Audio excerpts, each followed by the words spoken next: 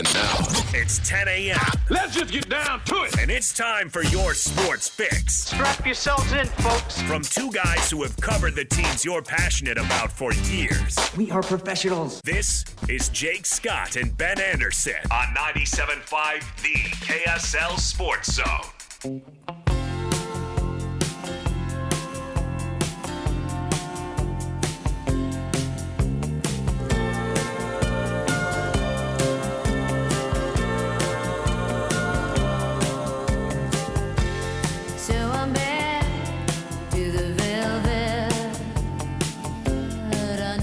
Jake and Ben, 97.5, the KSL Sports Zone. Jake Scott, Ben Anderson. How's it going over there, Ben? How was your weekend? Interesting, exciting, fun, not busy, kind of busy. How was yours? It was a little bit of everything. Oh, yeah, a lot of that. A lot of family. Can I tell you, though, like, I got drowned in hockey talk. Okay. Whenever the opportunity presented itself. Like soccer, when we're going to Sadie's soccer game, nothing but mostly dads, I suppose, but parents buzzing about the team coming to town. A random person, I was wearing the same hat that I'm wearing right now, Ben, my Whalers hat. Yeah. And hanging, watching the kids play on the playground. Some random couple comes by and he's like, "Oh, hockey's coming to town," and then proceeded to chat with me about it for like 45 minutes. Like people are honestly excited. Anecdotally, people are stoked. We had other parents in the neighborhood over to bounce house it yesterday on a Sunday, fun day, and like hockey talk, buzzed about it coming, and I think it's cool. I think it's fun when the sports community has juice around here because we're really good at it. You know what I mean? Yep. So I don't know. It was good. We did a bunch of stuff as a family, given the Jazz. I guess the first weekend with the Jazz off, so we took advantage of it. It was nice, and the weather was incredible. You probably felt like me. I mean, the Jazz played last Friday, which is crazy that was last Friday. Because it feels like a month ago. The entire Utah sports landscape has completely shifted in the last 7 days. It's unbelievable. But Jazz played Friday. Saturday, they did some end-of-season stuff. We got to go talk to some players.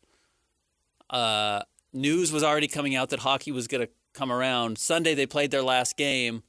Monday was the Danny Ainge press conference. It's just like, and then worked all week. It hasn't really felt like we've had back-to-back days off in a very long time. And there's no days off, but back-to-back days of like, you didn't have to go to the arena to cover a game. No. I didn't have to be at the arena or watching a game to cover it. And even then, Friday, there was the big press conference with Ryan and Gary Bettman and Ashley and everybody. I came back from the store it was yesterday. And my wife had hockey on with my two daughters. Like, we got to get into this thing. It's coming to town. I was like, wow, that's awesome. All right. I already feel it. Yeah, like, that's good. I am not going to casually turn on the Stanley Cup playoffs because I'm a huge basketball fan. I love the playoffs. I will watch bad NBA playoff games. Don't care. I will throw them on and I'll watch the whole thing. I'm like checking NHL scores on my ESPN app. Like I'm like, all of a sudden it hit me. Like it is totally in my bloodstream already. And I would have never done that in the past. I never would have cared. I wouldn't have known who's playing. And it just that quickly, I picked it up. And I think a lot of fans are going to do that. Well, let's start with this, and we can get to other stuff, NBA playoffs, etc. Your guy, Damian Lillard, going crazy. We can get into that, but let's start out. You were at the press conference on Friday. You were down there covering for the station and KSL Sports. How was your camera work? Did you end up doing that? I'm having an issue getting stuff uploaded to the OneDrive, but other than that. But you're the brother of like a world famous cinematographer, so like I would imagine there's some pressure on you. Just from that sense, whenever you open up a camera. Can I tell you, it's the most imposter syndrome I've felt in a very long time. Because Melissa, who's like the individual photographer at all the Jazz games, who takes some of the great photos. Yeah. And if you guys don't know, Gabby Stockard, who works for the Jazz, has taken some unbelievable photos recently in the last couple of years. She's kind of the primary team photographer, and Haley over there is a really good photographer. They just have a lot of really talented people. The Jazz randomly have a bunch of really talented photographers. and there were all these really smart women, and I just was like, how do I get the lens cap off? So I felt like a major imposter playing with this camera that I had never used before. How'd it go? You know what? Cameras make it pretty easy now. They're pretty foolproof. Turn it on. Just point and click. And you take 50 at a time. You're going to get a couple of good photos. All right. And I mean, they're standing or sitting at a podium. Like, they're sitting at a desk. It's not that hard to get good photos. Well, you don't want to get Gary Bettman like picking his nose or something. No, but I did realize it's hard to get all three of these people smiling at the same time. Not or looking like one of them looking goofy. Gary's not drinking water or one of them's not blinking. I'm like, there's a lot actually that goes into this and framing and all kinds of stuff. Real quick before you reset it, what we learned on Friday. How about Gary Bettman's day? Where he had to be at that press conference with the Moreno guy and then had to fly up to Salt Lake. How about that for a day? If you want to ask me what my take is, that was my takeaway. Oh man, he had to Friday morning go sit with Alex Morello, who is unquestionably one of the biggest bozos in all of professional sports, is never going to get that team back down there. I hope the Coyotes return to Arizona. I hope Alex Morello has nothing to do with it. But to do that and then go up to Ryan Smith and Ashley Smith, who are probably everything you want in a young sports owner if you're a commissioner. Well, it seemed to be pretty rock solid, yeah. They have the money. They have the arena. They don't have two arenas. I know that ruffled some feathers for a lot of people. They wanted the team. They did everything they could to get the team. They fought for the team. Ryan has been down there. Ashley's been down there. They met with the players. They met with the coach. They met with the GM. Like, everything you could ever imagine wanting. You have a backup plan for the arena. You have a third backup plan for the arena. Like, you have all these different options that it's going to work out. And then behind it, you have a huge investor, Arctos, that put a bunch of money into owning the Boston Red Sox and the one of the Pittsburgh teams. I can't remember which major league team.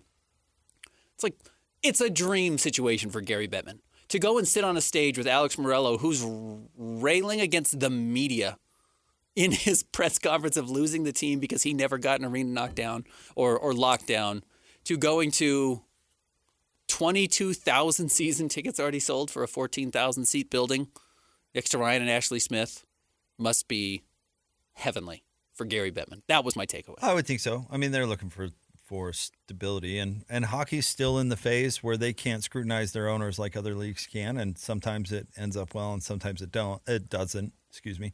I mean, look back, we talked about this with the 80s NBA, where the league basically at the same time sold two franchises in LA to two real estate developers.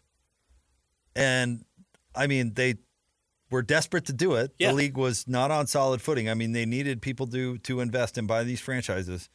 And so they probably picked two pretty risky owners to buy these things. And one turned out to be a home run, and one turned out to really be a failure, but not only a failure, but like the worst kind of failure, where it was like, it was bad the whole way. Yep. You know what I mean? And you know what? That is what Arizona was. Not in the same way. But that's my point, is that the NHL, when they get somebody who's solid and has the financing and has the wherewithal and believes in the community that they're in, and all the things come into focus, well, the NHL is going to jump at that. Yeah. And he was their biggest problem. At that. Alex Morello was currently the biggest problem in the NHL. Well, when he bought the Coyotes, I'm sure he wasn't their ideal candidate, but he's the one who said, we're going to keep it here, and we want to keep it here, and this and that. And they said, okay, well, I don't know if we love you, but okay, we'll jump on board because we need it. You're a suitor. You're a suitor. Right, exactly. Whereas, Ryan's even proven in the NBA so far to be an extremely stable owner, and that sort of thing. So there's already a proof of concept there. I mean, it's ideal. I don't know if officially the NHL, Ben, did I miss this in the press conference? I don't know if they asked Ryan to do this, but this is definitely like a lifeboat type of situation for the NHL. I mean, he's coming in on good footing with the league because he's doing them a solid here. There have been some things that have come out of Ryan Smith jumping on a grenade for the NHL, including sexual harassment stuff that was going on with some ownership. I hadn't seen that. That was like the worst sexual harassment story they've had, and I think it was coming out of Arizona, but it wasn't Morello, so I want to be careful. It was not Morello. but I want to say it was like another owner in the area or a part owner, and honestly, I should know better. We can look it up quickly. But like, from a PR campaign, Ryan Smith jumped on an enormous grenade for the NHL.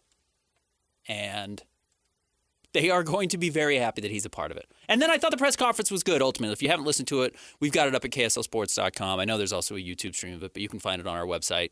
I thought it was interesting. I think there was a lot of consternation about the arena. But, yeah, they were very happy to have Ryan Smith up there. And he and Gary Bettman's a pretty straight shooter. You know, he used to be the lieutenant commissioner of the NBA under David Stern, who was also kind of a straight shooter, you know, but knows how to do this stuff as far as the 80s and 90s tough guy commissioner, more so than like Adam Silver. That's more where Gary Bettman comes from. Now, he's a little more human maybe than Adam, who's pretty buttoned up at times, but you know, and so they exchanged some barbs. Even Ryan Smith and Gary Bettman did on Friday. But it seems like a happy relationship. Yeah, yikes! This does not look good, by the way. What was? Can you give us the like sexual assault thing? Well, here's the headline: New evidence emerged from a 2018 sexual assault case involving Canada hockey players, prompting arrest charges. Police say. Yeah. So there was just like a lot of bad stuff going on. And our guy Elliot Friedman, didn't he refer to this on Friday? Yes, or he did. it was either he or one of the guests we had on the station. So, yeah, I know, but Phoenix has nothing to do with it. Let's make sure that my apologies. Or the Coyotes. Nothing to do with it. No, nothing to do with it. So let's not take it there. But anyway, yeah, I think put this thing back on the tracks. Ryan Smith is doing the NHL a favor by doing this and providing stability to a franchise that had no stability, obviously. And that's a big deal. And now, honestly, he can either stick an expansion franchise back in Arizona or he can pick another market. And we'll see. He's been a big fan. Gary Bettman has been a big fan of Arizona. He's wanted to make it work there. I don't think he wants to make it work with Alex Morello, Kansas City. I mean, here's the thing, and I'm not going to try and hammer people today. We've got to stop worrying, though, about the second arena or what the team name is going to be. Okay, so explain to me the controversy here. Are people just disappointed, or what is... I think when people thought that, okay, they're raising $900 million or whatever this is with this 0.5% sales tax increase, it's probably going to pass. I mean, it seems like it's going to pass. I mean, the governor and the mayor were both at the... It passed. Past tense, right? I think it's approved. I think there are still ways they got to work through spending. But regardless, we should get Lindsay Aerts from the KSL News side on to talk about it. She's been on with Hans and Scotty, if you haven't listened to it. I think a lot of people assumed that was going to build you a new building. Well, in all honesty, $900 million is not going to get you a building anymore. Now, there is other money coming in. Ryan's going to have his own money. But to get this to stay in downtown Salt Lake City, and this is what Ryan said on Friday, he said there's just not a square block they can buy and bulldoze. Now, maybe you could go to Pike Place, kitty corner to where the Delta Center is right now, that big parking lot. Park Place. This isn't Seattle. Pike Place is in Seattle. Don't go there. That's really expensive. Park Place, which is just the parking lot, kitty corner, and right across from where we are right now. Maybe you could try and do it there, but I don't even know how big that is compared to what the other land and other options are. And they just decided, you know what? $700 million, $900 million, whatever it costs to totally renovate and redo Delta Center is the best way to keep both teams in downtown Salt Lake City versus building a stadium in Bluffdale, which is what Ryan said was his original plan and said he wanted to do. And then everyone came up to him and said, no, it's got to be in Salt Lake. And Ryan probably realized, hey, I don't have to spend all my own money to get it done in Bluffdale. But you know what? Maybe they would have passed the sales tax increase out there or whatever they needed to get it built. So, Sandy did. Huh? Sandy did. Right. Maybe they would have. Absolutely, maybe they would have. But the governor, the mayor, the county mayor, the city mayor both spoke. Governor spoke. Said it's got to be in Salt Lake. It has to be. This is the city center. It's where it has to be. It's where the Jazz have to stay. Because if the hockey team goes to Bluffdale, the Jazz go to Bluffdale. Yeah, right. So they've got to be here. The only way to do it reasonably is with a stadium in Salt Lake. Now, are we going to get another stadium in Bluffdale in 30 years, 20 years? Probably. That would be my guess. But if you get 20 years out of this, it's probably a good deal. Yeah, I don't see why.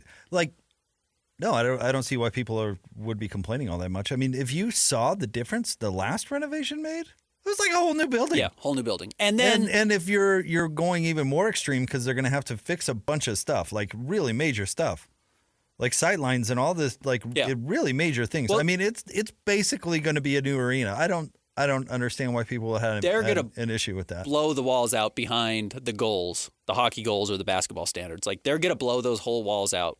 Yeah, they're going to have to make it really steep so you can actually see down into it, and it'll probably be a lot more shallow at the bottom, I would think, on the lower bowl, but I'm not sure.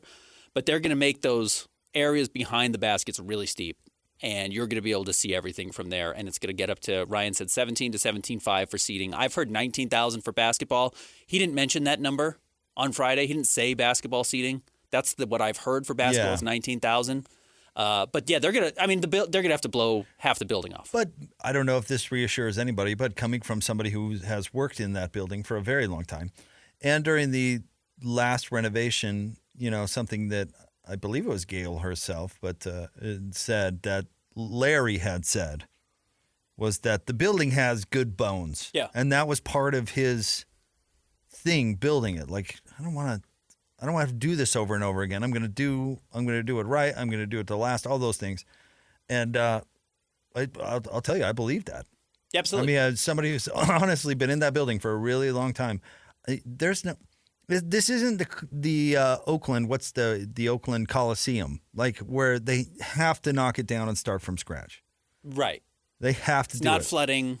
It's not a rat infestation. Right. You remember when what dome was it in Seattle where the roof fell in one day, or the one in Minnesota where they got the snow? Do you remember that famous video where the snow is just pouring? Like that building's not there. No, it's sound. It is very sound. Right. So I don't love the cement aesthetic personally, but the point is cement lasts forever. It lasts forever. Right. Exactly. Forever. It's a blank slate. Right. And it allows you to do a lot to it, and it allows you to not need a new arena every 15 years.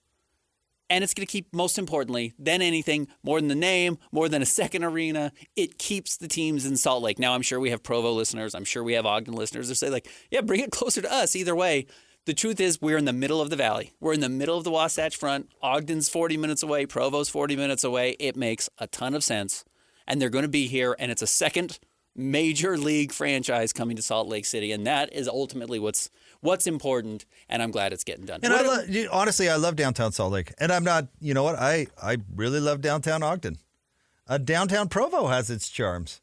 Sure, no, absolutely. But I love downtown Salt Lake. It's where it should be. I think. And if they're going to invest in some of this specific neighborhood, that's probably a good thing too. Now, look, I think Ryan wants to blow a hole in First South and open up City Creek as a straight shot to the Delta Center.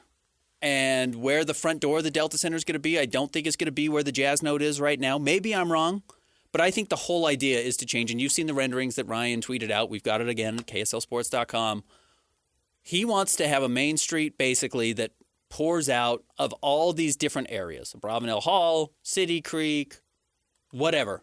Restaurants that pour into the Delta Center. Or vice versa, Delta Center pours into if you're leaving the game after. And I think that's how he wants to revitalize Salt Lake City and give young people, really his players, but young people a new area to hang out in Salt Lake City that doesn't currently exist. I think that's his goal. I think that's what he wants. And again, Ryan gets things done. I mean, I was reading back on the article of Arctos jumping into this Jazz ownership group August 16th, 2022. It's less than 2 years later, and he got the team. The whole idea was we're going to get another team. Everyone was like, okay, pie in the sky. Why was this some embargoed story that we couldn't talk about? Everyone's always talked about bringing a second team to Salt Lake. Whatever. He did it. So I would suspect that he will find a way to blow a hole in the convention center and get a straight shot from City Creek right down to down to Delta Center. But he's not building a whole new building, Ben. Come on. He's not building a brand new. Look, an arena would have been cool. It would have been fun. It probably would have been double the taxes that we're talking about right now, if you could even find it. So, and it might have been 4 or 5 years out. It's going to be 2 seasons from the beginning of next year. Beginning of this coming season. I do love the "how dare you spend too much money," followed by the "how dare you not spend enough money." Well, okay. So that's the other part of it. Like, Ryan's not going to win. He won because he got the team, and Gary Bettman was sitting here on Friday at Delta Center congratulating he and Ashley for buying a new team. That was the only victory that matters. People are going to hate the name. People are going to hate the color. People are going to hate the arena. People are going to hate the Jazz. People are going to hate Ryan. I think he's okay with all of that. Well, then and you got to move on with your life. Yeah. Yeah. To be the face of a city one way or another, whether it's government, whether it's industry, you're going to have people who are critical of you, and he's done a good job of not bowing to that criticism. Larry Miller was really good at it. He was, and he took a ton of criticism. Yeah. I think we forget that when somebody's been gone as long as Larry's been gone, and Gail was very quiet compared to Larry, and even more quiet than Ryan is certainly, that she didn't get much criticism, and she was just kind of in the honeymoon period of owning the Utah Jazz. But yeah, Larry got a ton of criticism. So does Ryan, and I guess you just got to take it. I thought the kids got a lot of criticism. Absolutely they did. Yeah. Yeah, it's kind of your thing. It's just part of the business. If you're going to own a sports team. And that's not to say they do everything right. They don't. No. Ryan hasn't done everything right, but he's got an NHL team coming starting next year. I'm Pretty excited. nice. I'm excited about it. It was a cool press conference to be at on Friday night. So, and I do think it's good for our community. Of course it is. Yeah. It's enormously important. Yeah, big time. All right. Stay tuned. We'll have top 3 stories of the day at KSLSports.com. Coming up next, Jake and Ben, 97.5, the KSL Sports Zone. This is the top 3 stories of the day on KSLSports.com. On 97.5, the KSL Sports Zone.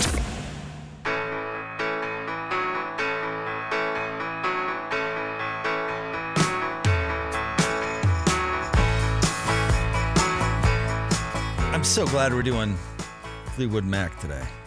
Jake and Ben, 97.5, the KSL Sports Zone. We want to remind you about the Hercules Hero of the Week. Nominate the youth sports volunteer you know for the Hercules Hero of the Week. Submit your nomination at kslsports.com/contest and listen every Thursday afternoon to JJ and Alex for the winner. Help us celebrate the efforts of those volunteers making an impact with Hercules Hero of the Week, sponsored by Hercules Credit Union. Time for the top 3 stories of the day at KSLSports.com. Sarah, where do you want to start today? Number 1, the NBA playoffs continue tonight. Good games over the weekend. A couple. No home team lost, so the playoffs haven't started yet, as a lot of people like to say. I don't know what the most surprising outcome was. Thunder struggled pretty badly last night, but, Dame had 33 in the first half and then didn't score in the second half, which I'm sure has never happened before in a playoff game, but he came out like gangbusters and looked very impressive as the Pacers were scared to be out there. Haven't really been there before. Haven't been there before. Not a lot of playoff experience outside of Pascal Siakam. A bunch of teams in that category.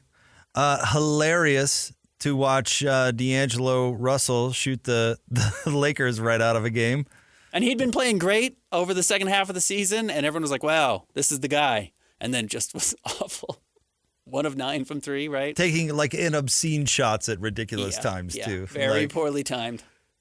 Let D'Angelo cook. Yeah. If you wanted to show signs that Darvin Ham probably doesn't know what he's doing, it's that sort of thing. And doesn't know how to stop it. Doesn't know how to get the guys to buy in and be like, hey, D'Angelo, sit down. It's the playoffs now. We got to play the right way. You're on LeBron's team.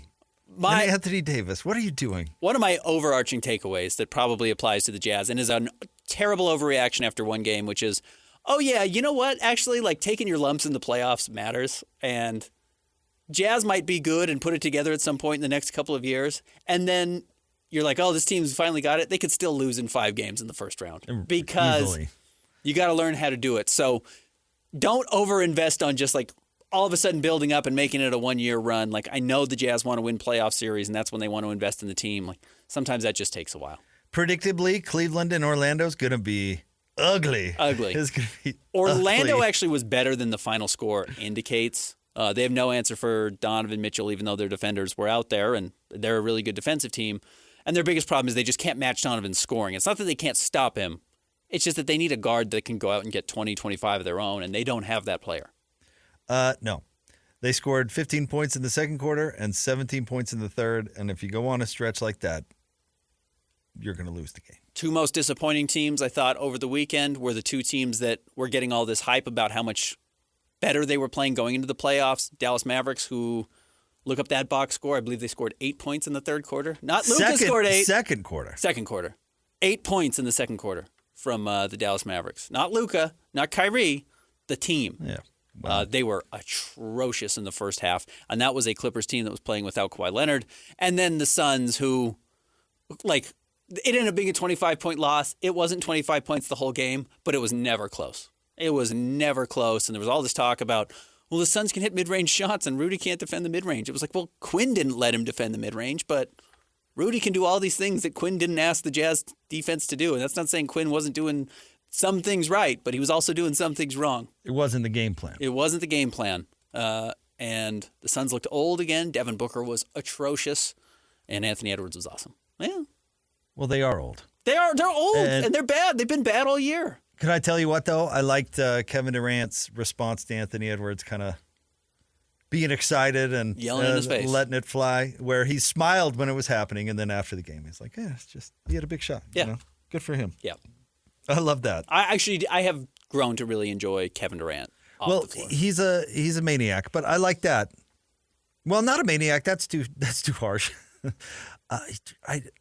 He's got rabbit ears so badly. He does. It's a crazy thing to watch. So maniac's not it, but I don't know why somebody would subject themselves to that and thrive off of it. And I guess Rudy does that too. There are people out there that do it that just. But Rudy's whole thing is having a chip on his shoulder. Kevin Durant is, don't you know who I am? I'm Kevin Durant. Why is he? He is so interactive on Twitter and answering criticism, and he does it more than any star player, and it's a little bizarre. But I liked that. I thought that was cool. Yeah, he was good. And, do it on the court. Just don't do it to the fans. I don't get that. But yeah, Anthony Edwards he's awesome. Tonight, Orlando, Cleveland. Of course, that's the NBA TV game. Philly, Knicks. Joel was dominant when he was on the floor. Got hurt, but came back. That's a good sign. Jalen Brunson was terrible. Knicks still found a way to win. That's a good sign. Lakers about to fall 0-2 to the Denver Nuggets. Man, get Tom Thibodeau off my TV. Have a little more self-respect for the TV viewer. You want plugs, or what are you thinking? A hat? Nothing. You're bald, bro. Oh, okay. Baldy. Or throw on a tube. Bucket hat? Oh, a tube. Go John Crotty style. Ted Danson. Crotty catching strays. But you know what I mean? Yeah. And it's not just the hair. It's the, put it together a little bit. You know what? Honestly, you're on TV. Can I give you my hot take, my David Stern hot take? We got to get the coaches back in suits. I don't disagree. Come on.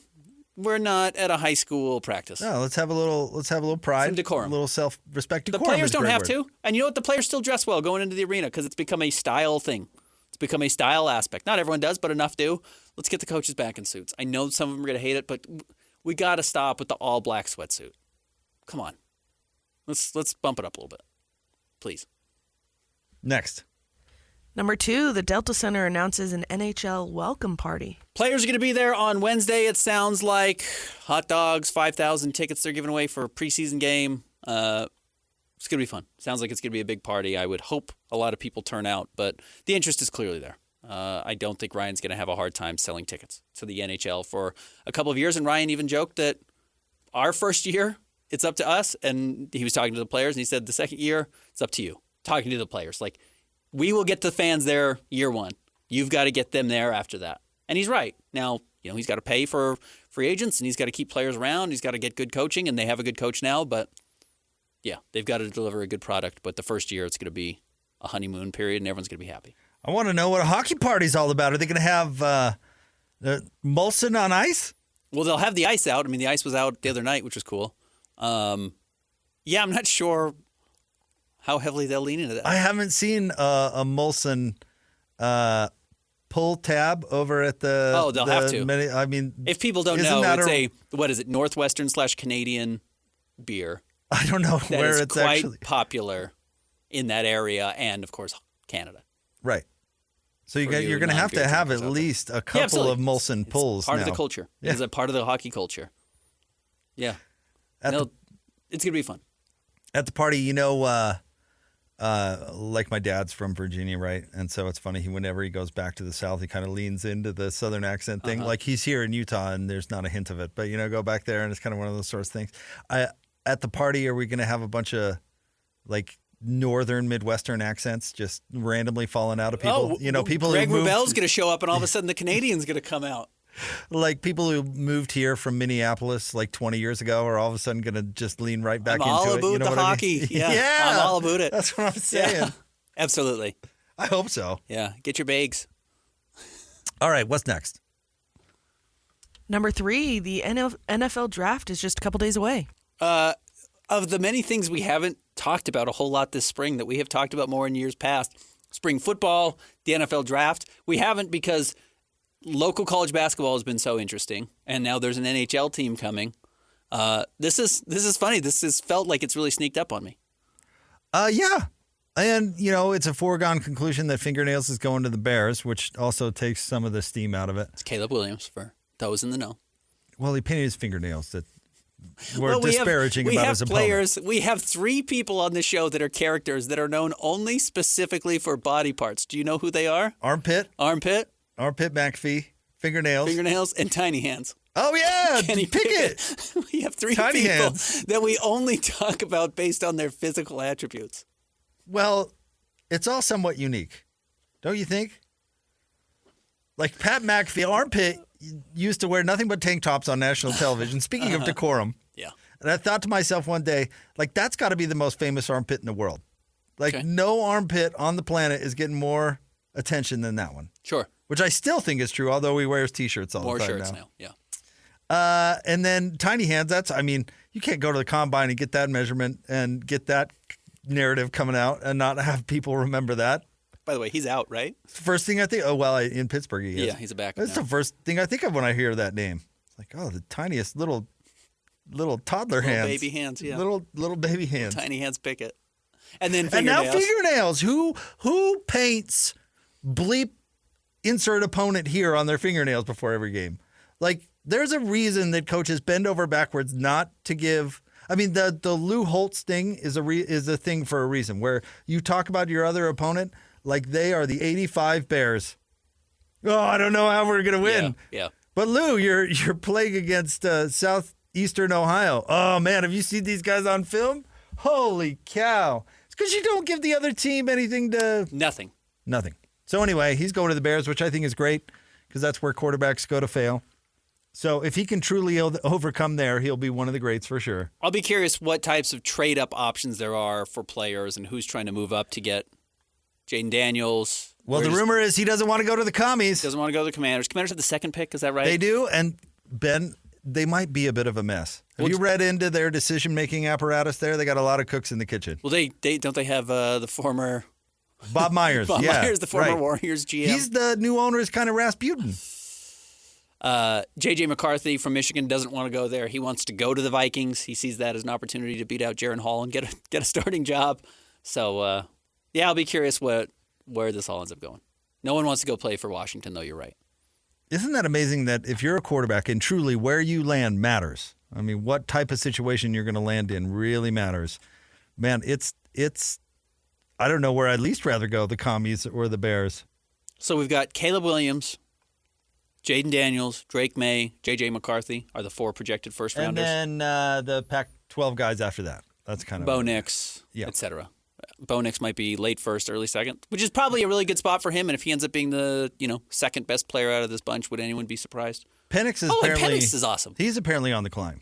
People are liking him. Yeah, someone smart draft him late in the first round with your somewhat aging quarterback, and Jordan love him. So let's see. CBS has McCarthy going 11th. They have Drake May going 3 to the Patriots, Jaden Daniels 2 to the Commies, and then Caleb Williams 1. Where did Marvin Williams go? 4. Marvin Harrison. Marvin Williams is a former NBA player. I knew who you Marvin were Harrison talking Jr. about. Pardon He's me. going 4 to the Cardinals. Probably the best player in the draft. Oof, don't go to Cardinals. Come on. Well, that's fingernail slander right there. How dare you think that he's better than... Forcing a quarterback with the number 1 pick? Whoever does that? When has that ever happened? I don't know. It's unfair for me to root against, I feel like, Caleb Williams, but yet I am, because he's the poster child for so many things that I don't like. You know what he is? It's kind of funny. He's like the first real Gen Z superstar athlete. Anthony Edwards is probably right there too, but Caleb Williams is even younger and more involved in that, which is the like painting his fingernails pink and people being like, "Oh, what does that mean?" Are they even Gen Z? What's the next one after? Alpha? I don't think he's alpha. He might be. Because aren't you Gen Z? No, I'm millennial. I'm pretty sure I'm at the bottom end of millennial. You're I'm mid millennial. Late millennial's like 90, 91, right? And I was 86. So. Oh, I'm early millennial. Yeah, you're very right. early. You're like right I'm on the edge. early millennial, right. That's why you still have some of that stinky Gen X on you. Okay. Whatever. But I he's have that a real Gen Z kid, which is they're just it's different. honestly Every don't- generation's different. I don't care about the pink thing. No, of course It's not. if you're not smart enough to know that you shouldn't do that to give the other team ammunition, I'm then with I don't you. know what to tell Hey, you. I'm somewhat rooting for Caleb Williams, and also And by the way, my dislike for him comes from following Stinkin from Oklahoma, which I found annoying. He was the NIL flag bearer, which I don't like the policy. I don't. It's not his fault, but No. I don't like it. I hate that he wouldn't shake people's hands after games. Yes. I hate that he would pout on the bench. I hate that he always had excuses for losses. Like I hate a lot of those things that lack. And of course, hate is always a strong term. We're saying sports hate here, which I don't hate you Caleb always Williams. have to. I Yeah, hate you it in always have to sports. explain the difference because people are like, "Oh, you hate that." It's like, no. Hate and sports hate are different things. Yes, I hate seeing that in sports. You lose, go talk about it. I'm sorry, you're the superstar, especially now with NIL. You are getting millions of dollars. You can go sit at a press conference for 8 minutes and say, I didn't play well enough, or this is what happened, or this is what Utah did well, or whoever. I mean, 5 teams beat them this year. This is what they did to us. This is why we didn't have success. This is what we need to do differently. This is what I saw, et cetera, et cetera. And guess what? It's going to make you better, Caleb. It's going to make you a better person. It's going to make you a better athlete. Also, if you're going to be consoled by your mother, take it into the tunnel. There Like are out there on national TV is just there are some not- question marks. And then there are not a- weird things of how often he just kind of seemed to cough up the ball in clutch situations. Just like bringing the ball back to throw it. Well, yeah, and stepping up Does there. he and have being some, like, some Kenny Pickett hands? I don't know what's going on. the next year when you were asked about the Utah loss in the championship game, you're like, "Oh, did you see my leg? It was barely hanging on. Could barely walk out there." Okay. So there are some major red flags, which could, if they show up in the NFL, will look even brighter. Just keep in mind, though, and I say this, I feel like before every draft, that everybody gets so excited about these quarterbacks and think that they're going to be the next greatest thing. Like, at least half of them are going to be drummed out of the league. There's probably going to be one average and maybe one hit. You know what I mean? I'm trying to look at the last time we had like a universally great quarterback draft. Everybody says that the draft is going to be what it was, the Dan Marino one, 83 or whatever it was. And then everybody's, it's going to be the next one. And then it never is. I remember when Donovan McNabb, Akili Smith, and Cade McNown were all coming out of college. Everybody, step past one since 83. And it's like, oh, well, McNabb was pretty good. Cade was drummed out of the league. Akili Smith. 2020 was a great quarterback draft. Joe Burrow went 1. Justin Herbert, Tua Tagovailoa. There were some really good quarterbacks in that draft. That was a good draft. I'll take that. Look at the Zach Wilson one. That's the one everybody was like, oh, all these guys are just home runs. Brutal. And what's his name? Trevor Lawrence looks like he can be a dude. But everybody else, it's like, I don't know, man. So I doubt this is 2020. Is Zach still a Jet? Yeah, Sarah just absolutely. goes, I don't know. Yeah, they're going to try and trade him before the draft, or they're going to bring him back. They're going to ruin his career. Oh, man. They're All right. dead set on ruining his career. Man, okay, 2020, Joe Burrow, Tua Tagovailoa, Justin Herbert, Jordan Love, Jalen Hurts in one draft. That's half the starters in the league right now. Yeah, that's a great draft. draft. That's a great draft. Give me one of those. I'll take that. All right, stay tuned. We'll have more next. 97.5 The KSL Sports Zone. The sports you love, the teams you can't live without. Get a sense of urgency! This is Jake Scott and Ben Anderson on 97.5 The KSL Sports Zone.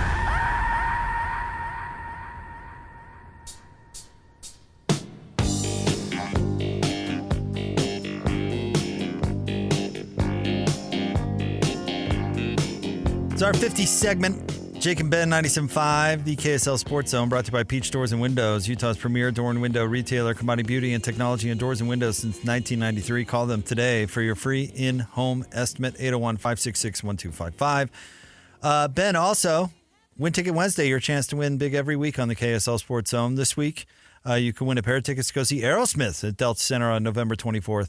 Listen to the station all day on Wednesday for your chance to win. Ben, you and I both have a couple of experiments in sports that we kind of keeping our eye on to see if they work, right? Okay. You and I both are curious about the Magic. Can you have a whole team full of interchangeable 6'7" players? Yeah, right. Does that work? Yeah. I mean, I'm intrigued. Rudy playing with Karl Anthony Towns and Anthony Edwards is a really interesting experiment. Mm-hmm. And we've kind of obviously been following that one. The other one, though, that we like is that Deion Sanders and his act, will it work coaching college football? Because he's doing a reality show. Sure. Is basically the idea. Well, they lost one of their corners, Cormani McLean. Who, for some reason, with all due respect, considered BYU for a minute. Did he? He was the number 2, I think, recruit in the country, top cornerback. Yeah, He had, five-star defensive back. BYU in his top 5 at one point, but regardless, neither here nor there. And his reasoning, he said, quote, "I just don't want to play for clicks," unquote. Because it'd be one thing to be like, oh, I want to go here and I'm going to, because I want to get a ton of attention. It'd be another thing like, oh, this isn't real. This is just about getting a ton of attention. I have to admit, and you made fun of me for it, and you were right, I enjoyed the hell out of the Deion experience for the first 5 weeks. And then it collapsed. Were they 5-0? Something crazy like that? And they lost their last 7 straight. And they lost out, yeah. And then we went back and realized, like, oh, you beat Nebraska? Yeah, nobody. TCU was terrible this year. And didn't they give USC like a run for their money in there somewhere? And then too? USC's awful. Played them close, Yeah. and then they turned out to stink. Yeah, it was a total Fool's gold. Yeah. Early in the season. I enjoyed the hell out of it. Absolutely no chance it works. Absolutely no chance it's going to work. I don't think so either. Now, again, what do we want to define as working? You know who it's working for? Deion. Prime time. Yes, it is. He is selling sunglasses. Remember, he sold like $2 million in sunglasses in one weekend because he wore them on a Friday, and by Sunday they had sold out. Like, he's great at that. This has been great for prime time. It's going to be great for Shador. He's getting a ton of NIL money. He's taking care of his kids. It's honestly great for Colorado because they've never mattered. Mattered in 20 plus years. Like their donors have got to be energized, right? I mean, that was a big thing. Like they are ponying up all this dough or whatever. So that ultimately I think will be good for the program. But as far as Deion and being a football coach, yeah, I don't blame it. And I don't know the inner workings, I suppose. But what I hear is that Deion plays this character and then doesn't really, I think the best coaches would tell you, the very best ones, is they find whatever way they can to identify with their players, to make a connection. Mm-hmm. I'm not so sure Deion's interested in any of that. He likes connecting, with his sons. Maybe. And you only have so many of those. Putting his sons aside for a moment. You only have so many of those. That's his best product right now is Shador, right? I mean, that's his best product right now. And Shiloh was pretty good too. But that is what he does best, is have those kids. And with them, he's brought some attention and brought some recruits with him and hasn't won with them. I had predicted, you remember, it's going to be, 24 months for Deion because it was going to be boom or bust. He was either so bad that you had to get rid of him or so good that Florida State hired him. Somehow he's done both at the same time. Well, they might be stuck with him for 6 years. Yeah, the boom is there yeah, right. because he's so exciting, and the bust is there because there's such a joke on the field and the players are not going to want to be there. But they might not be able to fire him. They might have to stick with him. I hadn't considered what if both boom and bust can happen at the exact same time. Yeah. And they are doing that. I know. Which is, I like being proven wrong. Well, this one, I mean, it's certainly not going to be a boom. No, I'm far more on the bust. But how do you fire him? Because they're not going to have the money to pay him out to leave. No, I don't think they can fire him. And the donors that like him are going to be too happy to keep him around. The people who want to Coach go Prime. on a yacht and want to get on the plane and he's still going to get occasional 5-star recruits that they were never going to get otherwise at Colorado. He really has some John Calipari to him. He really has a little bit of that. It's kind of interesting.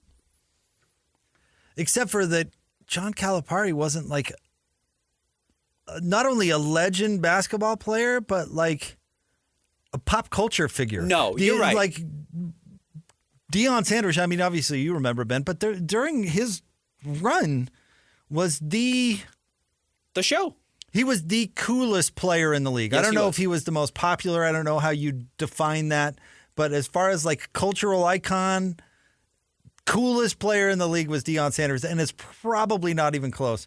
And that charisma, that character that he created way back then is still the character he's playing today. I have no idea if that's the real guy. I would guess not. But does the character itself propel a college football program to greatness? I don't think it's going to work. No, you're right. But the ability to bring in recruits will give him some job security, even if he doesn't do enough with that. At some point, though, they're going to have to win. And I'm with you. I don't think he can do it. But how do you fire him? I don't know. Maybe they can win in the Big 12. I don't believe it, but all these big-time donors, my point is, all these big-time donors want to be close to Deion Sanders. Yeah, Want to they be wanna hang with They Deion. want to hang with Deion and the cool guy. And that is a weird concept to me, but it definitely exists. and it's never going to go away. No. All right, stay tuned. More Jake and Ben coming up next, 97.5, the KSL Sports Zone.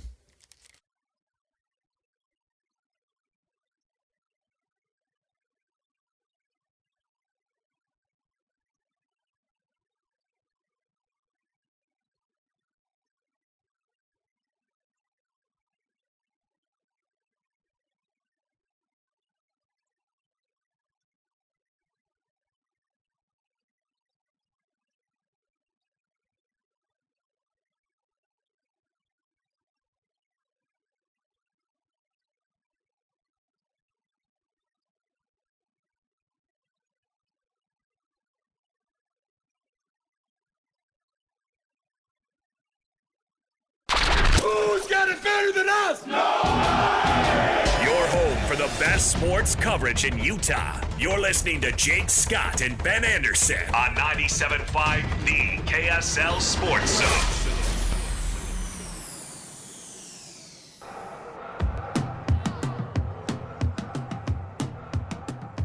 If I look back 30 years from now and we're sitting here going, hey, wait, we were part in the NHL was part of this massive movement to reimagine downtown to something that we all can be proud of. And that's what this is about. And so I'll admit that wasn't my first strategy, but I try to be pretty open, and we have incredible people running this state. And so we're all going to do it together. It's not going to be easy, but we do big things, and that's what Utah's about. And you can kind of see the vision, and I hope we get to a point where we can roll that out to everyone.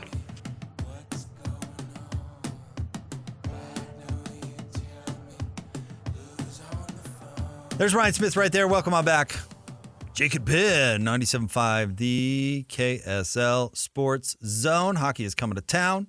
They're going to refit Delta Center to make it a great hockey/basketball arena, and everybody is into it. At least that was my experience over the weekend, Ben. I don't know if you went hermit on it and didn't go outside, or if you interacted with folks, but people didn't even know what line of work I was in, and they'd come up to me and talk about hockey just because I was wearing a hockey hat. That's not even like a Coyotes hat. We have some connections to, if you don't know her name, Ashley Reinhart, who has maybe, I'm going to say this for her, she doesn't feel this way, I'm sure, but she has maybe the hardest job in the state of Utah. She's in charge of all the scheduling for all the Jazz stuff. All their travel, everything. Travel, booking hotels, whatever. Everything you have to do. I have to imagine it's maybe the most thankless job there is on the planet. And she might be the coolest person on the planet. She Ashley rules. is so rad. Anyway. So our kids go to school together, and then they're also in a dance thing together. So I ran into her on Saturday morning. Nice. And, yeah, that was all we talked about. It was like, well, how does this change everything on your plate? And I don't think she has to schedule the hockey team, but maybe she does. I don't know how that's all going to work. But, yeah, absolutely. Hockey is in the air. It's around. People want to talk about it. People are excited about it, and that's only going to build. This ticket next year is going to be borderline impossible to get. Man, even if they dumped all that in Ashley's lap, she's the type of person to be like, all right, I'll figure it out. I got it. Yeah, she'll Want to get on she's the a phone. boss. That's a boss. Well, Ryan said, this over 22,000 seats that they have. Who's it? Chris Barney, who handles that stuff.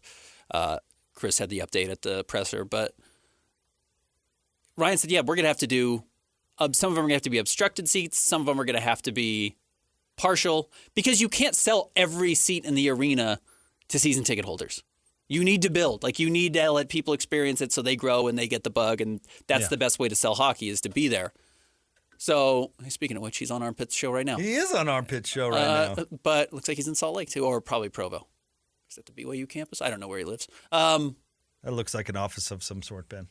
I don't think that's his house. You don't think he has a parking lot? No, I'm guessing he doesn't have a parking lot in another commercial building right in the background. He might be teaching his BYU class. He doesn't need to. He's a professor at a BYU class. Anyways, you're gonna have to find a way to get single game tickets. You can't do all 22,000 seats. So, well, there's not 22,000 seats to be sold. There's 14, and he hopes to get that up to 17 pretty quickly. Well, speaking of having faith in people, if Barney's involved, they'll figure that out. Look, the Jazz will figure it all out. The Jazz, Ryan Smith. 3. By the way, I met 3 specific independent families at soccer that had put down the down payment on the max 4 seats. Yep. 3 independent, separate people who were that motivated already. And some people will back out. Some people will decide. I think it was only $100 to do a deposit. Yeah. It won't be that number, but people will back out. But still, it's going to be the show. It's going to be the place to be. It's going to be what you're going to see all over your Instagram page. Jake, I know you don't have one, but it's going to be the place to post next year. And people are going to fall in love with the players. I've talked about these players a lot. Young kids who are going to totally rally around Salt Lake City, who don't know Arizona all that well. There's some exceptions, obviously, but these are 21-year-old, 22-year-old kids who are being welcomed to a town where they're going to be the biggest athletes in town next year. Like, the Jazz are still always going to be the Jazz. Lowry is quiet. If these kids have personality and come out and perform well, they're going to take this town by storm. They absolutely will, and they're going to become superstars in the state. They're going to be beloved, and they're going to fall in love with the state itself. And I think that's going to be a big push going forward. It's going to be what Utah is about for the next year. I have no doubt about that. Because like you said, everyone already wants to talk about it. People are excited about it. Your wife and your kids are trying to figure out hockey. I was talking about jumping on board. I was talking about it with my kids all weekend. They were wanting to know the rules. What was going on? How does it work? What does the goalie do? All of these things that are going to be fun parts to learn. I don't know what the goalie does. I'm going to watch Mystery Alaska this week. You ever seen that movie? I haven't. With Russell Crowe? No. You should. Surprisingly good. I mean, not like going to win an Oscar good, but surprisingly good. And the cast is randomly awesome. Burt Reynolds is in it. I know you're a big Burt guy. Huge Burt guy. Little Richard makes a cameo. Who's not a Little Richard fan? What is the best hockey movie, though? Everybody goes to what? Strange Brew? Miracle. No, Slapshot. Or, yeah, not that's what I meant. Slapshot. Yeah. Strange Brew is also a Canadian movie, but I was aiming for Slapshot. Underrated. Happy Gilmore. Technically a hockey movie? No, that's a golf movie. I mean, there is a hockey scene in it. Yeah, At least right. one. But, it's like calling that silly figure skating movie a hockey movie. What am I talking about? Blades of Glory? No, not Blades of Glory. The one, the hockey guy who gets hurt and then becomes a figure skater and gets paired with a temperamental figure skater that's like the best in the world. You know what I'm talking about? do. The Cutting Edge? Cutting Edge. Yeah, Is I that think it? You're right. I think you're right. Like, that's not a hockey movie. Yep. The Mighty Ducks you haven't mentioned? I said Slapshot. That's the best one. You don't like Mighty Ducks? I haven't seen it in a very long time. Now, listen, the sequels, I think, jumped the shark. But the original Mighty Ducks, that's a good movie.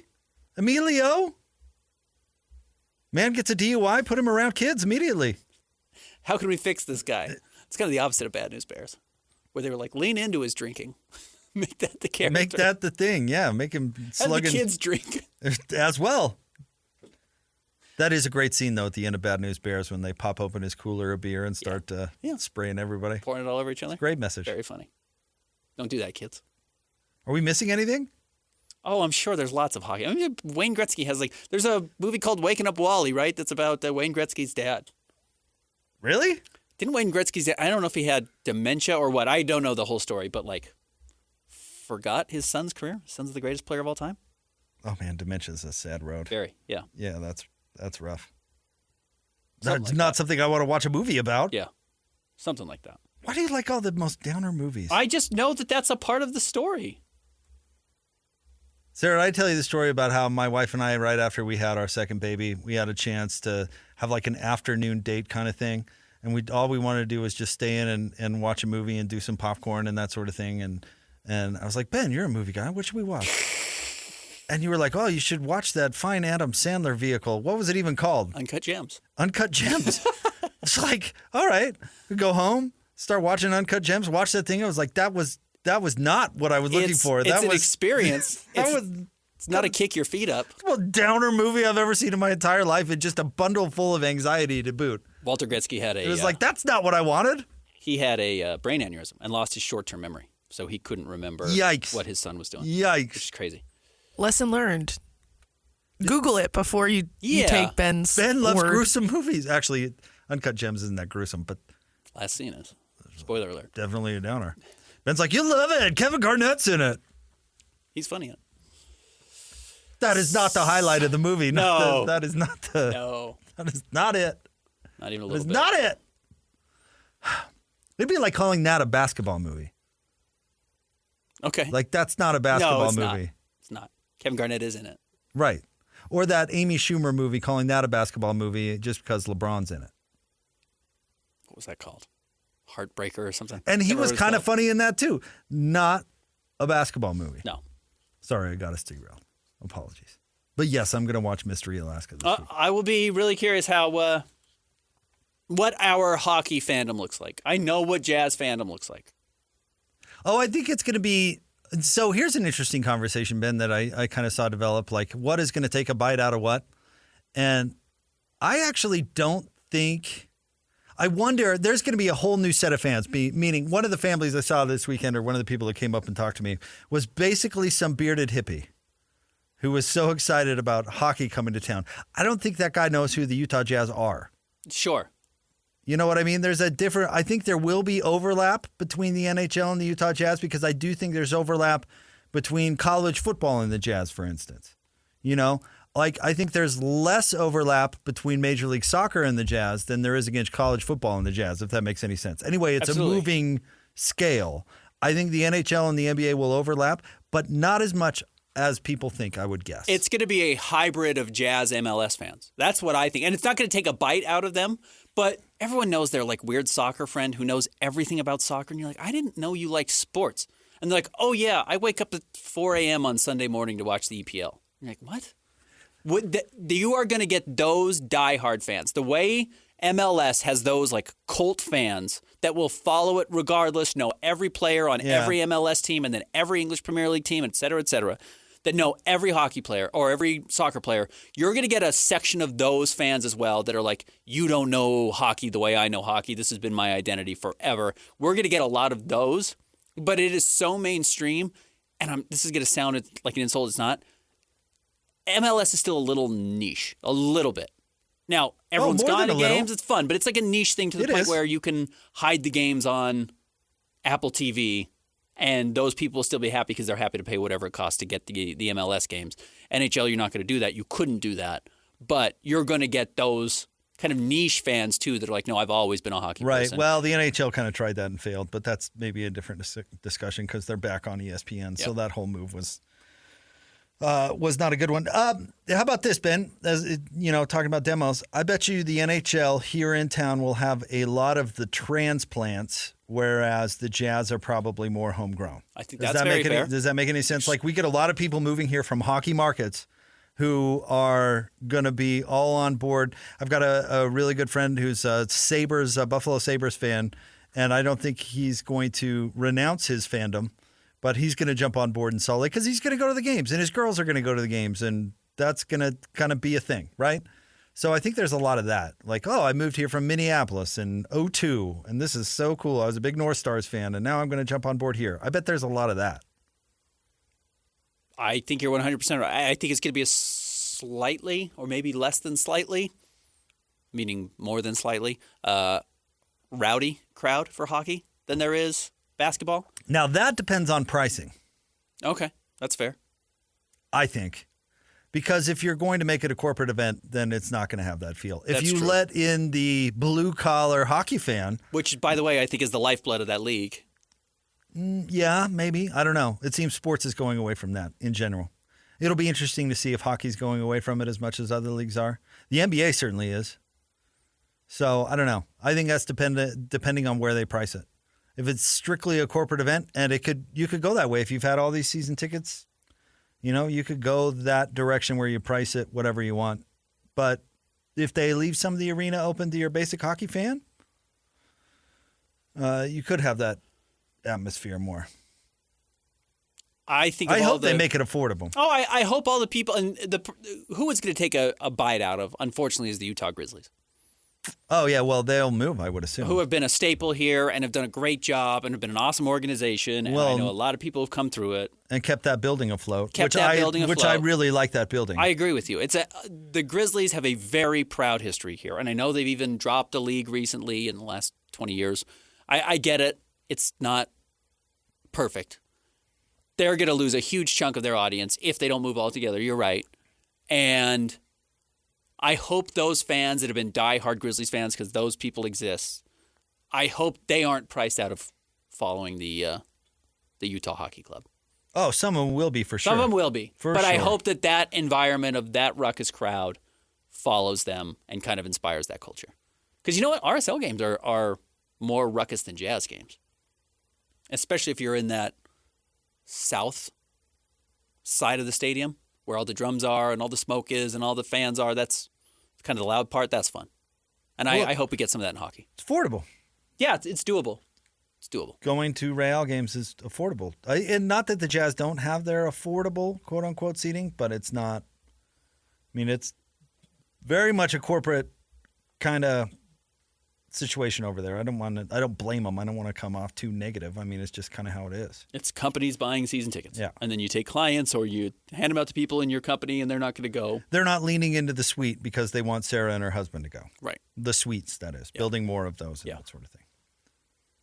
Which is unfortunate for your common fan, but probably better for the franchise. From what I've heard about the arena and the plans that they want to do behind the scoreboards or the hockey goals, they want that to be rowdy areas of fans. They want that to be packed with fans, a certain type of fan that I think is probably not as conducive to the corporate crowd. Well, that's where the Molson tent needs to be. Yeah, right. The Molson Mile, whatever you want to call it in that corner. Oh, brilliant. Trademark. Patent pending or whatever you're supposed to say. So put that on the ends. Yeah. I don't think we can actually trademark an existing trademark. You can't steal that. That probably but is. That's what I imagine we're going to see is a desire to get the rowdier aspect on the behind the baskets. I saw somebody bringing up what we're going to throw on the ice. Okay. Do we have any front runners? Fry sauce? Jell-O? I don't know. It gets weird. Like dead squirrels or something? Dead squirrels? Rats are a thing in Florida. Is that right? Or somewhere? Yeah. I like the octopus. The octopus, that's in Detroit. Harder to get octopus here. Is it? I don't know. How do you get them in Detroit? Do they have octopus in the Great Lakes? You want an octopus, I'll get you an octopus. Get you an octopus. I mean, you can find it. Absolutely, you can find it. Yeah, what are we going to throw? I know the exact market I'd start at. Of course, yeah. Yeah, we can run over there.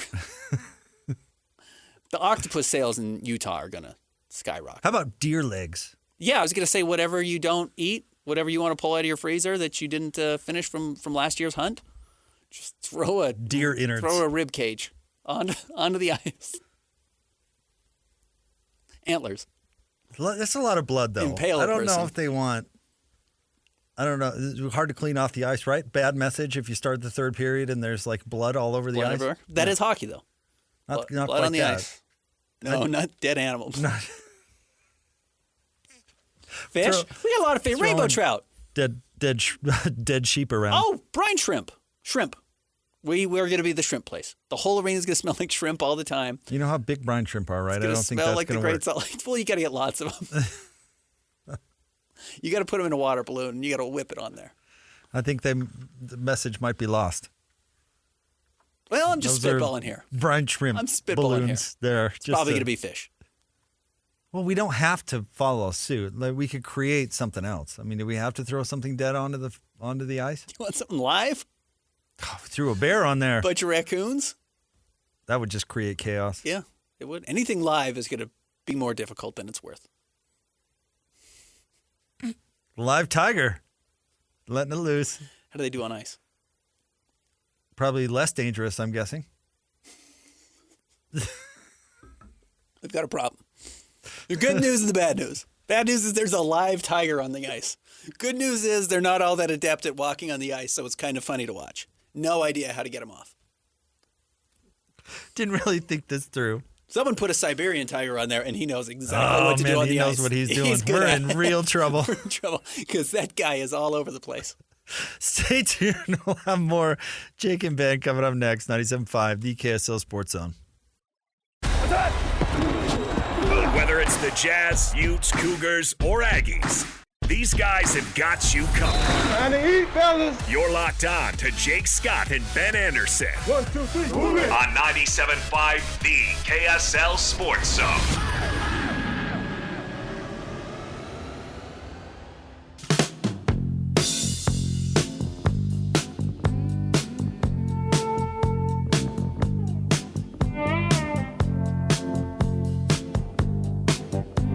Jake and Ben, 97.5, the KSL Sports Zone. Get the official debit cards of the Utah Jazz, University of Utah Sports, RSL, and more exclusively at America First Credit Union. Ben, can I ask you, why does everyone, and more specifically NBA players, hate Rudy Gobert?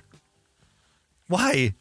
The players' anonymous vote came out with the players, and Rudy, when asked, the players when asked, who's the league's most overrated player? Rudy got 13.6% of the vote. Which is a lot. Who was number 2? Jordan Poole had 8.6%, where he is probably the answer. Stinks. Yeah, Jordan Poole stinks and is also unliked, right? The Warriors didn't like him. We're happy to move on from him. He's become a joke in Washington. Trae Young at 7.4%, great candidate. But like Rudy, of those guys, like Rudy actually impacts winning at a really high level. There's proof of it. He wins Defensive Player of the Year. Players even vote for him as the best defensive player pretty regularly because they do these fan votes, or these player votes, these kind of polls behind the scene. Everyone knows what Rudy does well. It is funny that he still gets voted as the most overrated. He's going to the Hall of Fame. He's already locked that up. See, I'm convinced it's because players don't like him. And that is the thing. So, Rudy is unlikable. Is it because he gets attention for untraditional things? Like, is there a little jelly in there? Like with Shaq. Now, Shaq criticizing Biggs modern day is super jealous because Shaq thought he was the greatest ever and nobody can compare and all this sort of thing. But, like, are players like Rudy, Defensive Player of the Year? He stinks. Why does he get all that attention? Why does he get that huge contract? You know, like, I think there is some of that. I think there's a lot of weird things with Rudy Gobert. I actually got into it with some Jazz fans over the weekend on Twitter. I probably shouldn't have. About this kind of weird misnomer of the difference between Rudy Gobert and Donovan Mitchell, where a lot of people think Donovan was this like bad guy, evil guy, or that nobody had Rudy's back. Like they're trying to separate the two. Like, oh, you got to be Team Rudy or Team Donovan, which I think is a myth. Like you don't have to do that. You can like both of your former players. And it kind of cropped up because I think a lot of people are rooting against Donovan in Cleveland and rooting for Rudy in Minnesota. And I think that's where the angst came from. Here's what I do trust. Even though you and I know Rudy, we've had unique interactions with Rudy. We experienced the entire Rudy thing from very beginning to the end of his time in Utah. Like we were both covering it from day one in Utah to the last day in Utah. I do trust that all the players in the NBA don't like Rudy for some reason. And I will say this, it's a little crazy to be like, no, they're all wrong and I know better. Right? Am I crazy to say that? No. Like, if you go to a work, you get a new job, and everybody is like, this dude, watch out for him. Bad news, you don't like him. And you're like, oh man, we had lunch together. I really enjoyed him. I thought he was a nice guy, but everyone's like, don't trust this guy. Weird guy, don't have to like him. And by the way, that's not what they're saying about Rudy. I'm painting this as a hyperbole. You should trust some of the people when this whole group has a similar opinion about this one person. That doesn't mean don't give the person a chance, but recognize like there must be something there that's a reason why everyone doesn't like Rudy Gobert. So I've always kept some of that in my pocket, even though I've never had anything but very good interactions with Rudy Gobert in my life. I've seen his ups and downs. I've seen the bad part of Rudy. I've seen the good part of Rudy. He is very weird. He's a natural outsider. In fact, he had a big story in the Players Tribune about having a black father, a white mom, family that didn't want, his mom's white family did not want Rudy around because he was mixed race, and they did not want him coming to Christmas. So his mom left the family so she could take care of Rudy. Like, he's got that aspect of his life, which I think really affected him. He's 7 feet tall, which makes you a natural outsider. He's a kind of a strange person. We know he's a conspiracy theorist. Like, he's got a bunch of things that put him on the outside of the traditional majority that probably make him not fit in. And I think that is all circled in here. But also, I think Rudy grates on people. I think Rudy is hard to be around for people. I know he was at times in Utah. I know his teammates felt that way, and they still backed him up. And he was still the guy who, after his teammates had his back and defended him, what did he say in press conferences? I want the ball more. I want more shots. I will tell you, I think I've said this on the air before, some of the things I've heard behind the scenes where Rudy's teammates did not like that he did not work harder offensively in the offseason and in practice to get better. There were some real criticisms that Rudy was not as focused on that side of the ball at actually getting better beyond, the Jazz didn't want him to take jump shots. Beyond, Rudy actually didn't work that hard at some things the way that you would want him to. I have heard that was a complaint from people behind the scenes. Sure. Can I, and I don't disagree with any of that. I think it all plays into it. Can I throw a hot take at you, though, that I've had for a while? I don't think that NBA players really have any idea what goes into winning NBA basketball. I think there is a part of that. I think the way that they evaluate talent is misguided. See LeBron James, who is literally making the moves for the Lakers. And he looked at Rusty Westbrook and said, "Oh man, that guy I've seen Rusty bust it a million times." And he doesn't play winning basketball, certainly not alongside LeBron James. But I don't think that players think that Rudy is very good, because I don't necessarily think they're good at evaluating what very good is. I think a lot of players would tell you that Kyrie Irving is the best basketball player in the league. If you were to take a poll of the 5 best players in the NBA, Kyrie would get a much higher share than you would think. Way higher from NBA way higher players. than fans would, right, and coaches would. Exactly. Way higher. Because players value that one-on-one stuff. He is so skilled. It is crazy how skilled he is. And I think when you're that close to it, you respect, he's your favorite player's favorite player. And I think some of that bleeds into it versus, you're right, are you actually winning games? Right. Well, let's take LeBron himself. Who was the player? This was like a month ago. God, who was it who said on a podcast that LeBron doesn't have any wiggle, that he's made a career out of just running people over on his way to the hoop? Who was it, Ben? It wasn't Redick. It was somebody else. It could have been it was like Matt Barnes or somebody like that. Could have been Barnes or Steven Jackson. They both have player podcasts. But a former player said, LeBron isn't the greatest. I think they were talking about LeBron v. Michael Jordan or whatever. And it was like, he doesn't have any wiggle. He just mainlines it to the hoop, and since he's the size of a Durham freight train, it's really effective. That's true. Mm-hmm. But who wins more? Kyrie Irving, who is the most skilled basketball player on the planet. Skilled. Probably win any one-on-one matchup he plays. I mean, just absolutely skilled. Who wins more? LeBron by a mile. By a mile. Because, you know what? Unique run the player over and dunk has been working since the dawn of time, and it requires next to no skill. But you know what it does? It wins. I think Shaq has more skill than he gets credit for. I do not. But what was he best at? Running people over and dunking. Unstoppable. Yeah. Unstoppable. 300 pounds, had a spin move that was so fast it was crazy, and could jump out of the gym. He was and so strong. It was unstoppable. He's the best basketball player I have ever seen. He's not the most talented, but Shaq in his prime was nothing like it. I've still never seen anything like it. He's not as skilled as LeBron. He's not as skilled as Michael. Any of these guys. Might not have been a top 100 skill player in the NBA. Unreal talent, because you could not stop him. So yes, to that point, I think you're right. Even evaluating themselves, James Harden doesn't play winning basketball. And now, interestingly enough, he's playing more winning basketball, but he had to wash out of 3 markets to get that into his skull. And we'll see. I'm not going to overrate another game 1. I don't think Luka Doncic plays winning basketball. I don't think Trae Young plays winning basketball. Yeah. But their peers, and maybe not Trae Young because he made this list, their peers will look at them and go, my Lanta, if only I could be that skilled. And it's true. They're super skilled. But I don't think players really have a great concept, and maybe fans don't either.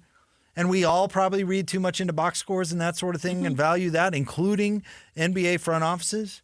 When Jabari Parker said, they don't pay me to play defense, he was right. Yeah. Because you get paid on your numbers and all those sorts of things. But that doesn't mean that's winning basketball. Right? Absolutely. So I think players look at Rudy and how goofy he is and how lack of skilled he is offensively and say, that guy sucks. But if you watch Rudy game in and game out, it's evident that he does not suck when it comes to winning basketball because he's so good defensively. There's not another player in the league who can one-man guard a pick and roll. Right. It's hilarious to me. He is worth 2 players defensively. It's hilarious to me to see the NBA notice that. Like, who was it that noticed his mid-range defense the other night? Anyway, yeah, he's always been good at that stuff. He's always been really long and making himself big, and all of a sudden he's both rolling and fighting through the screen at the same time. There's nobody else who could do that. Yeah, Rudy has started 55 playoff games. But no player ever looks at the way he guards at the pick and roll and goes, well, that guy's awesome. They don't. They don't value that. Rudy's 31 years old. He started 55 playoff games. Could be more if the Jazz had more success. And look, that's an issue where I think Rudy has taken some criticism as well. Fair or not, we will see how deep the Timberwolves go in this playoff Well, he run. is limited. He is limited offensively. He is limited. 55 playoff games is a ton. It's a lot. That's a ton. Lowry hasn't played one. Right. I bet you there aren't 15 players in the NBA under 31 years old who have played more playoff games than Rudy Gobert. That's probably true. Because his teams win. Because Rudy gets you to winning. He gets you to the playoffs for sure. He gets you to the playoffs. He can get you there. Now, yeah, what do you do from there is a big question. Well, what was Minnesota before Rudy got there? Like 8 seed, didn't they get beat in the first round the year before? And yeah, it took a year to click.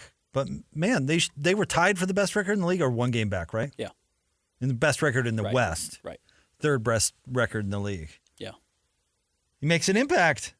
Now we'll see, because he is limited. You can scheme him out of a playoff series. That's been his Achilles heel, and that is true. We'll see if the Suns can do it this year. Yeah, that's always going to be the knock on Rudy. I don't think the Suns are going to do it. I don't think the Suns are going to do it. We'll see what happens in the second round. Right. Also, yeah, we still, overall, a lot of people just underrate how important it is to be 7 feet tall in the NBA. And it's the thing I always go back to. When you're playing pickup basketball, you ever play with someone who's really tall, stronger than everybody? You make the comparison, you playing with hands. You're probably a better basketball player than Hans Olsen. You're probably more skilled than he is. You are not 6'5", 240 pounds, who can stand into the basket and lift the ball over his head and you can't touch it. So that's a big deal. Nikola Jokic is unbelievably skilled. The best part about Nikola Jokic is that he's 7 feet tall and unbelievably skilled. Not just that he has great skill. It's that he's that tall and has that skill. That's the advantage. Joel Embiid, really skilled. Best advantage is that he's 7 feet tall. Being that big with those assets is what make them so special. And Rudy Gobert is that big. My celebrity buddy, Igor, he's like 6'6" in all arms. Far from an athlete. But, man, he was like the first pick every pickup game because the dude dominated.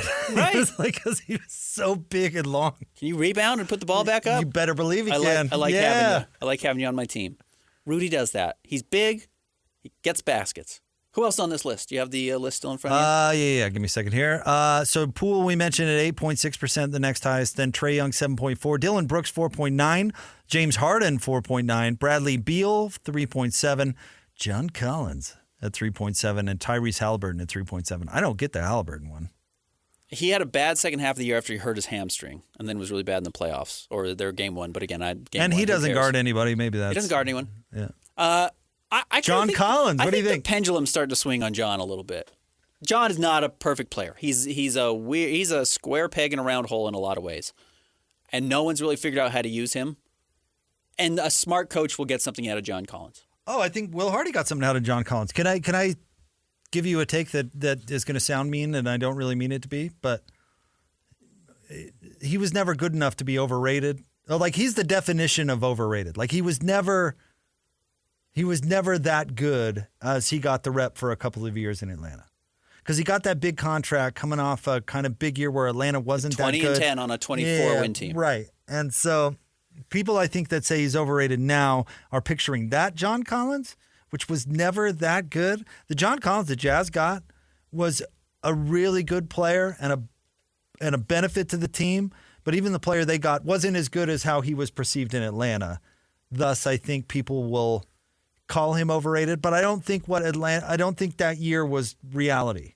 His contract certainly hurts the Right. image of John Collins. Where if he was making $13 million a year, which is probably what he's worth, the full mid-level exception, people would be like, oh, yeah, it's a good player. But he's hard at $25 million. And he wasn't playing the right position. He's Draymond. I mean, you know, I'm Yeah, not he's saying an undersized I'm five. not saying he's a Hall of Undersized Famer. 4 No, or 5, yeah. He's an undersized 5 that will guard above his weight and that will either roll to the rim and get an easy dunk because he's a great finisher, or is proficient enough from the 3 to spread the floor and make others more effective. Yeah. I think that's very fair. That's his role. I think that's very fair. I don't know if he's good enough that you want to make him like a Draymond where like this is going to be the lineup we're going to go with. But if you can get 20 minutes a game of that, I think that's pretty good. And I think that's his role. I agree with you. And again, like I said, I think somebody will figure out a way to win at a high level with John Collins on their rotation. Right. Well, I which agree. I don't know. And I know Trae Young has been to the conference finals as the best player on a Hawks team. Ironically, that also featured John Collins.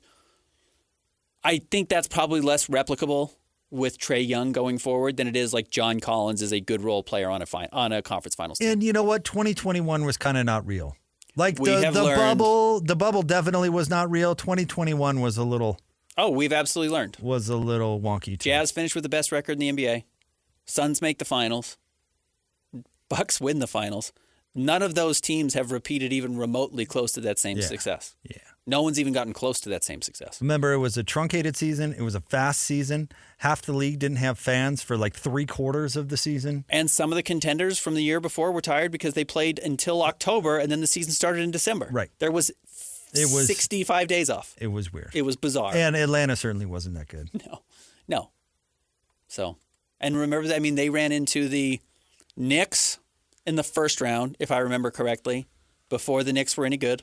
And we'll see if the Knicks are good, but Yeah, that's why they're they- more talented now. Yeah, that's why New York hates Trae Young, right? Yes. And then they ran into the quickly disintegrating Philadelphia 76ers because Ben Simmons decided that he hated the paint. He hated layups. They just caught these two funny teams at this really bizarre time in their histories, and they kind of split the gap. They split the middle. That was never real. So, Want to remind anyways, you, interesting list. join Hans and Scotty from noon to 3 at My Hearing Centers. This is tomorrow, 8941 South, 700 East. Go see those two guys, those two characters. Talk hockey. Oh, they'll talk some hockey with you. All right, stay tuned. More next, 97.5 the KSL Sports Zone. The sports you love, the teams you can't live without. Get a sense of urgency! This is Jake Scott and Ben Anderson on 97.5 The KSL Sports Zone.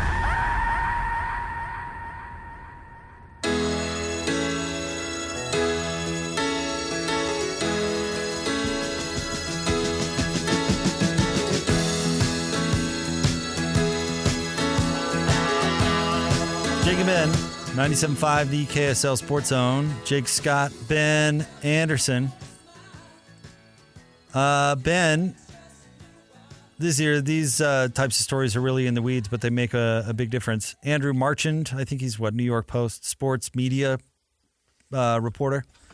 ESPN and TNT Sports are working hard to retain the rights, speaking of the NBA, while the NBA plans to add at least one more package with Amazon and NBC interested. The exclusive negotiation deadline for ESPN and TNT is midnight tonight. There is progress, but no deal yet. As an NBC affiliate, rooting for NBC because I would love to bring back the NBA on NBC. You just like the theme song like song? everybody else. You're right. That's exactly right.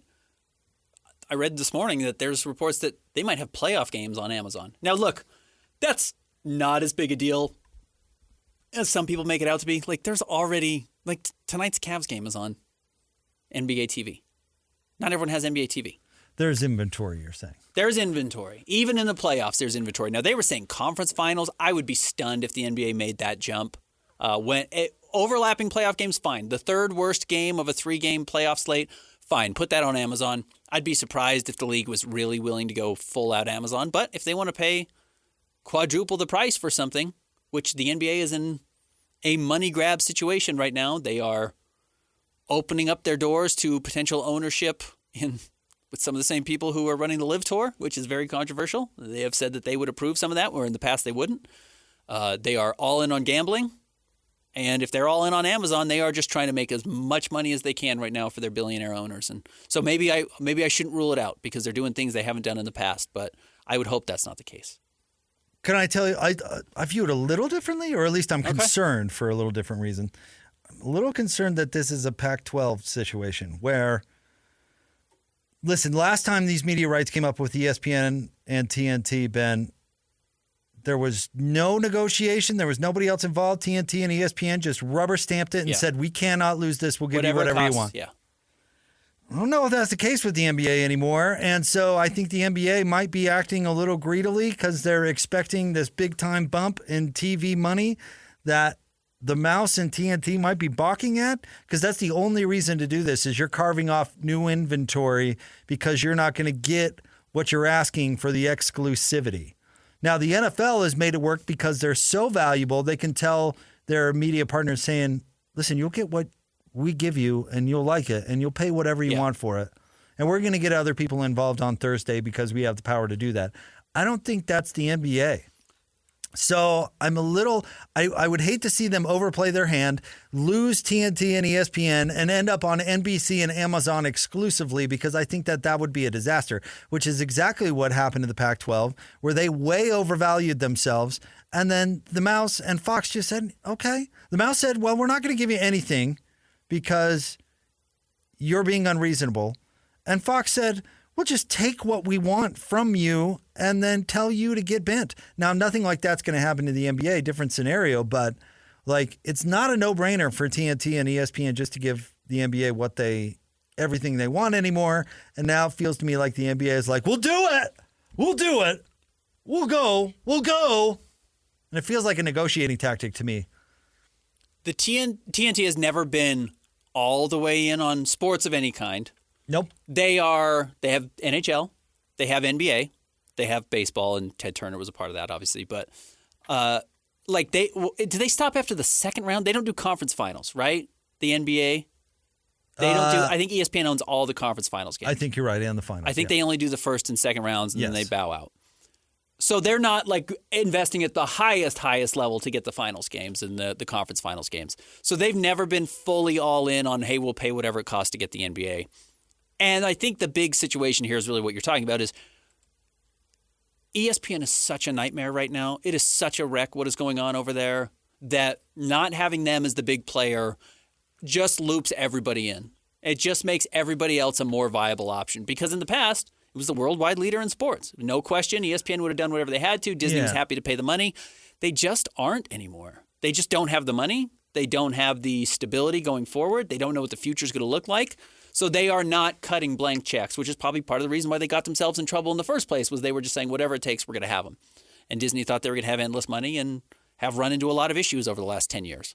So that's the big issue of why we are ever even remotely talking about either NBC getting back into the NBA or Amazon having a bite. I know Disney has become a strangely political company. But Disney as a whole is not doing very well because nobody who's trying to transition into streaming is doing very well. No. And there's a new business model that's out there that nobody has figured out. And Disney had the most to lose and has. Combine that with they haven't had a hit movie in 3 years. They haven't had a Frozen again, where every year they were having a Frozen for a while, it felt like. Yeah. Printing money. And they really haven't had that. They've had a CEO that stepped down, and then the new CEO failed miserably, and then the old CEO came back, and now they're looking for another CEO to take over again. I mean, as a company, they're in bad shape. Mm-hmm. They're trying desperately to spin off ESPN. If you've seen those rumors that the NFL would buy into ESPN or buy ESPN from Disney, I'm just trying to kind of back up your point that the blank check that the NFL got 4 years ago, that doesn't exist. That's not going to be a thing for the NBA. And I'm worried the NBA is over. They need to have a more realistic idea of what their value is and understand that getting banished to Amazon is not going to be good. I know streaming, we're still trying to figure it out, but I don't think going to Apple is good for Major League Soccer, certainly exclusively. and I know we're trying to figure out streaming, but going exclusively to Amazon, we'll do it. We'll do it. I don't think that's a good thing. I think right now Amazon is the person you invite to the conversation to scare the rest to pay up. That's exactly. But what happens when they say, "All right, enjoy"? Yeah, that's that's the question: is what happens when Amazon wins. Now, Amazon. What did ESPN do to the Pac-12? Right. Yeah. Okay. Okay. Goodbye. See ya. Thanks, Klyavkov. Take it easy. It was that professor at the U. Let's show them. We've got a professor at the U that says we're worth 3 times this amount of money. Oh, well, we're not in that business anymore. All right. Amazon is making a huge investment. They bought all the Bally broadcasts, or a lot of them. So Amazon is trying to do the sports thing. And maybe they will be the first streamer to fully get it right. Everybody has Amazon Prime, and because everybody has Amazon Prime, they've got the Amazon channel. And maybe that makes it more accessible and easier to do. But not everybody has Amazon But not Prime. everybody That's does the still. problem. You're right. And not everyone knows that that's where you can find it. Right. Again, the accidental viewer is still a huge thing. So I'm not sure if Amazon's actually going to get a piece of the pie or not. I don't have a problem with it. I've watched NFL games on Amazon. It's easy for me, but I don't think it's the ideal situation. The ideal is stay with ESPN, TNT, NBC. 171.8 million Prime members. Yeah, it's a decent number. No, it's a lot. It's a decent number. But how many of those are watching TV? And then how many of those are watching sports? Yeah, Also, you can share Prime. You can share, yeah. Like, there could be more than just that who have access to Prime. Who have eyeballs on it. But I'm telling you, my widow neighbor that uses Amazon Prime to get goods to her front door Isn't logging on to her Apple TV. No, isn't using Amazon for TV at all. Yeah. So, no, I'll be curious what happens tonight if they get this deal done. But that does feel a little bit like Larry Scott, doesn't it? Like, well, we'll get all these bidders involved. They're going to bid it up. We're worth zillions. It's like, actually, you weren't. It's a volatile and ever-changing landscape, certainly. Stay tuned. Hans and Scotty G are coming up next. We'll talk to you tomorrow. It's Jake and Ben. We want to remind you about our good friends at Peach Doors and Windows. Remake your home. Don't move. Don't move. You've got a great interest rate. Why would you go anywhere? You love your house. You just don't love the views. Give them a call today. Free and home estimate, 801-566-1255. It's Peach Doors and Windows. We'll talk to you tomorrow. Jake and Ben, Thanks, Sarah. 97.5, the KSL Sports Zone.